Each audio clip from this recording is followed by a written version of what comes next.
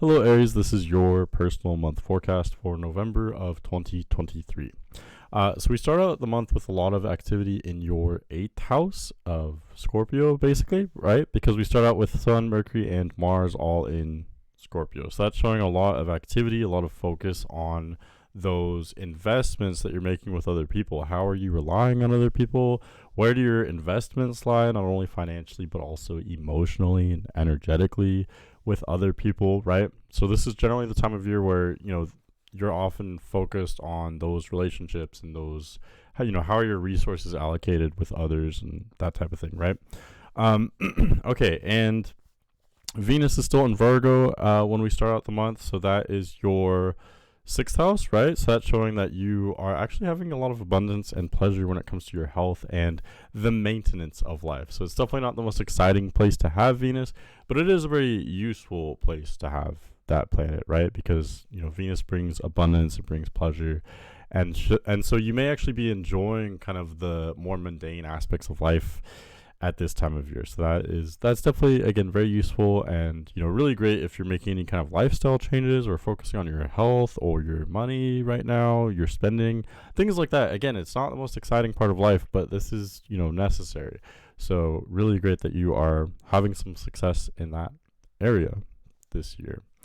Okay, and then going to November 4th here, Saturn turns direct at 0 degrees Pisces. And what I say is oftentimes when planets are retrograde, like Saturn has been, it's their energies are kind of offline usually. They're a little bit subdued. They still affect us, but in a way that's a little bit more convoluted, a little bit more spiritual, right? So with, in this case, Saturn turning direct, now its energy is coming back online. It's going to be more viscerally present, if that makes sense.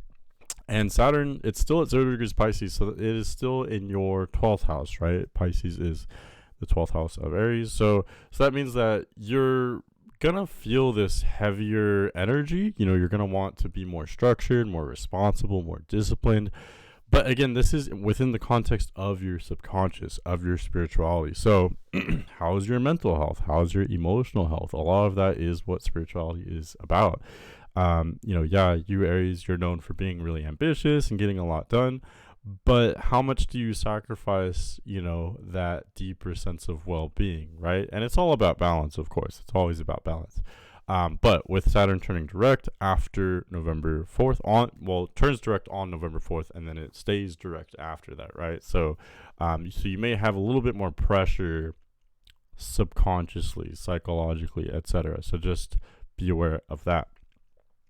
Okay, and then my next bullet point is November 8th. I'm not going to specifically go to November 8th. I'm just going to jump a week ahead just to show you that on November 8th, Venus does enter Libra. So after November 8th, Venus entering Libra, that is your 7th house. And Venus is very strong in Libra as well, since it rules Libra. So basically this just means that after November 8th, you're going to have increased joy, abundance, prosperity when it comes to those one-on-one relationships. Okay, so if you have a romantic partnership or any kind of partnership, any kind of one-on-one relationship, we all have some kind of relationship like that, right? Even if it's not romantic. So that's the area where you're going to shine a lot more. It's going to be easier to be diplomatic and to hear the other person. This may even go as far as implying that whoever is in those partnerships in your life, whoever those people are, they may be more successful or more optimistic. Their energies may be easier and more fun for you to connect with. It's just, you're just enjoying other people more, generally speaking, after November 8th. So I think that's really nice. It's nice having Venus in your opposite sign. The only downside is that Venus is opposing you, right? So it's not necessarily your time to shine, if that makes sense. It's more the time for the people in your life to shine, if that makes sense. You're enjoying life vicariously through your relationships rather than being the center of attention, being super, beautiful and pleasant yourself. Not saying you're not beautiful and pleasant, because I'm sure you are, but these things are relative, right? Right now, it's more about enjoying those relationships and having a lot of fun through those relations. Okay. November 10th, Mercury changes signs. So this is a big deal. Within a couple days, Venus changes signs November 8th, and then pretty much right after that, November 10th, Mercury leaves Scorpio and enters Sagittarius, right? And this, Mercury will be the first of these three. By the end of the month, we'll have Mercury, Mars, and Sun all in Sagittarius. So Mercury's just the first one to leave Scorpio and enter Sagittarius.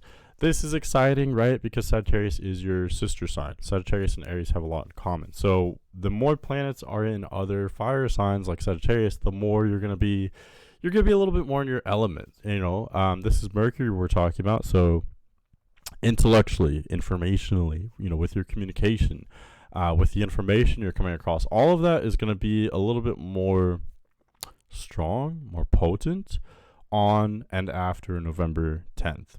Because again, Mercury's entering Sagittarius. It's more or less lining up with how you naturally are, especially if you have Mercury in Aries. It's just lining up with your natural energy. Mercury in Sagittarius is supporting everyone and being a little bit more free flowing with their energy. Let's share more. It's kind of celebratory energy. So again, that generally matches up with whatever placements you have in Aries. Okay, so on and after November 10th, you may be more busy. You may be learning more. You're just connecting with that Mercury energy in a stronger way in general. So busier, learning more, maybe communicating more, speaking, writing, reading, researching. All of that is boosted with Mercury in Sagittarius after November 10th. Okay, and then going forward some more, November 13th, there is a new moon I wanted to talk about. So this new moon will happen at 20 degrees Scorpio. And remember, Scorpio is your 8th house, right? So, and new moons, like they sound like they are a new beginning. This is a quiet new beginning, though. Something is emerging from the ether. Something is shifting in your mind, in your subconscious. And again, it's in the 8th house, so this is specifically having to do with those investments, relationships. How do I put this? It has to do with investments. Let's put it that way. So what are you investing in with your time, with your energy, with your money? What are you investing in emotionally? It has a lot to do with commitments, right? So much of it is financial. So, your relationships with your stocks, bank accounts, credit cards, any inheritance, debts, taxes, all of that really fun stuff, right? That's an area where you may be shifting your relationship with those things. You may be shifting your perception, maybe making some kind of new intention regarding investments. I always say new moons are not necessarily the time for launching some huge new project. So it's more the time of starting a new intention, if that makes sense. Starting a new intention for what you'd like this next lunar cycle to be. So maybe just saying, I want to save more money, or I want to make wiser investments, or, much of it also, it's not just financial, it's also where are you investing your energy, your emotion? What are your relationships looking like? Because your relationships also, are what we depend on for our well-being. It's not just those financial investments, it's also those relationships as well. So do your relationships work for you? What do your commitments look like? Not only commitments that you've made, but commitments others have made to you. Are those being honored? Are they useful? Are they practical for all involved parties, right? This new moon may be an excellent time for rethinking all that. Again, it's not necessarily the time for going out and changing the world and I'm going to change all these investments I'm making. It's more just the time for kind of pondering and reevaluating your intentions, reevaluating these relationships and investments in general. And then 1 week later, when you get that first quarter moon, that would be the time for implementation, execution, actually doing whatever it is that you want to do. This is more just it's the very beginning. It's when you plant the seed. That's what this new moon is more so. Okay. All right. And then we're going to jump forward to November 22nd. I do get in a lot more detail in my week forecasts, but I want to keep these general since we're just talking about the month as a whole, right? Okay. So jumping forward to November 22nd, this is when the sun leaves Scorpio and enters Sagittarius. So remember what I said about planets leaving Scorpio and entering Sagittarius. They're leaving your 8th house and entering your 9th house. So So for one, they're forming these trines to Aries now. Mercury is in Sagittarius, Sun is in Sagittarius. They're trining Aries. They're agreeing with you. This is easy energy. This is fun energy. This is a lot more harmonious of a dynamic than what these planets or bodies had when they were in Scorpio. They were kind of clashing with you, right? So yeah, as Sun enters Sagittarius, this is generally speaking gonna be an easier time of year for you. If you want to get into specifics though, Sagittarius is your ninth house, right? So it has to do with higher beliefs. What do you believe about the cosmos and reality?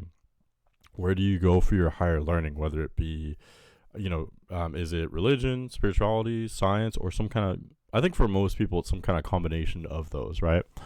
So what does all that look like for you?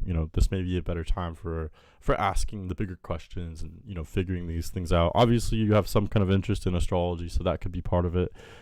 Figuring these things out, having that kind of deep metaphysical and existential conversations and thoughts. That's what's highlighted with Mercury and now Sun in the ninth house for you. But again, I think on a more general level, on a more visceral level, it's just an easier time for you. Sun in a fire sign, Mercury in a fire sign, they're aligning with what you are. They're agreeing with some of your major placements that are in Aries. Okay. And then going forward to November 24th, Mars enters Sagittarius. So like I said, first it was Mercury, then it was the Sun. Now finally Mars is the last to enter Sagittarius as well. So again, it's just an easier time for you going forward. This is more the time to take action. Even if you look specifically to November 24th, Moon is in Aries as well. So all these fire placements, you're in your element. You're more active. You're more able to just be yourself and do what you want to do. Typically when you have major Aries placements, you usually know what you want to do. You're very sure of yourself, right? That's what we expect from Aries, from you guys. So yeah, this is just even more true when we have all these fire placements. It's definitely Sagittarius season.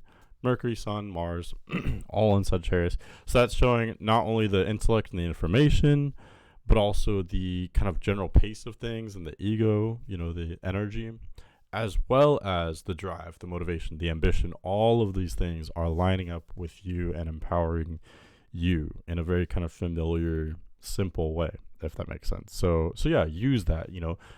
Again, it's the time to take action. It's a time for really knowing what you want and going after it. And also, maybe kind of being a bit philosophical in the process, right? So yeah, definitely, I would say this is definitely generally a good sign for you. This is time, it's going to be an easier time moving forward. Let's put it that way. Okay, and then the very last thing I'm going to talk about is the full moon on November 27th. This full moon will occur at 4 degrees Gemini. Okay, so it's making that opposition between the Sun at 4 degrees Sagittarius and the Moon at 4 degrees Gemini. Generally speaking, these are signs that blend well with Aries, right? Aries is a yang energy. This is a yang full moon.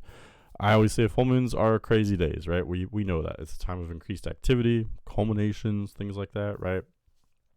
So this is going to be a full moon that will be, generally speaking, it's going to be easy for you to embrace. Of course, it does depend on more specifics of your natal chart. But since this is a general forecast for all Aries people with major Aries placements, I would say this is going to be a relatively easy full moon for you to experience. The full moon is in Gemini, which sextiles Aries, right? So that's a harmonious aspect. It's a beautiful aspect. It's showing that it is pushing you to, orient yourself towards some kind of change or some kind of multifaceted energy, right? But it's doing so in a way that's, it's an energy that's similar enough to you to be easy to blend with and work with, if that makes sense. A different way of putting this would be to say that the full moon will occur in Gemini, which is your third house. So this is bringing about culminations, change, increased activity in your third house. So having to do with siblings, neighborly connections, who do you see on a daily basis? Who do you connect with? So these are more kind of shallow relationships, like coworkers, acquaintances, again, like neighbors, siblings to some extent. Who are these kind of friends and acquaintances that you connect with? Third house is also a busy house. Third house is actually ruled over by Mercury as well as the moon, the two fastest bodies. So in other words, having this full moon in your third house, this may indicate that you are being very busy on and around November 27th. I would even give it as much as 2 days on either side. You may be very busy, having lots of short distance travel around your neighborhood or town, your general, it's short distance travel. Very busy, maybe having more communications, learning a lot, more conversations in general, connecting with lots of people. You're acting almost a little bit like a Gemini, if that makes sense. This is what we would typically expect from Gemini. But that's more or less how you would experience this full moon. Yes, it can be a bit chaotic. You may feel, you're running around, it may be very crazy on and around this day. But again, remember, we've got Sun, Mars, and Mercury all in Sagittarius. They're lining up with you. They're trining your Aries placements, whatever you have in Aries. So they are empowering you. You're feeling generally strong at this time, most of you. Okay. So yeah, use that, enjoy that. It looks like a pretty easy time for you as we close out November. Okay. So that was your personal month forecast. I hope that was interesting or useful for you. And yeah, I'm going to be doing more of these. This is a new thing I'm experimenting with. But yeah, I hope you enjoyed that and have a great month.